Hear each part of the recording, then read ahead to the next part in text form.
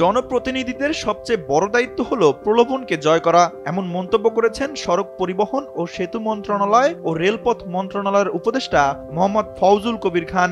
শুক্রবার সকালে নিজের ফেসবুক প্রোফাইলে দেওয়া এক পোস্টে তিনি সাম্প্রতিক দুটি অভিজ্ঞতা তুলে ধরে বিষয়টি ব্যাখ্যা করেন।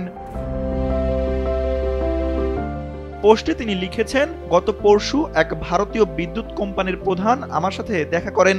দীর্ঘদিনের বকেয়া পরিশোধ করায় কৃতজ্ঞতা জানতে এসেছেন। ফেরার সময় বলেন, সামান্য উপহার নিয়ে এসেছি। আমি তাকে বলি, উপহার গ্রহণের ক্ষেত্রে একটি নির্ধারিত মূল্য সীমা আছে। উপহারটি খুলে দেখি একটি আইপ্যাড।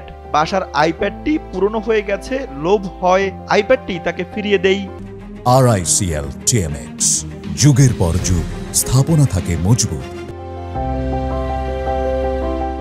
এছাড়াও আরও এক অভিজ্ঞতার কথা উল্লেখ করে ফওজুল কবির জানান, কয়েকদিন আগে শ্রীলঙ্কায় মন্ত্রী পর্যায়ের এক বৈঠকে অংশ নেন তিনি। সেখানে আয়োজকরা তাকে একটি দামি ব্র্যান্ডের ঘড়ি উপহার দেন।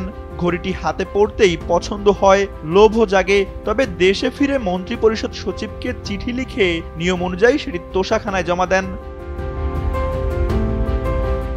তবে সব ধরনের উপহার প্রত্যাখ্যান করেন না বলেও উল্লেখ করেছেন ফওজুল কবির। তার মতে, বিদেশি মন্ত্রী বা রাষ্ট্রদূতরা দেখা করতে এলে সুভেনির, বই কিংবা চকলেট গ্রহণ করা হয়।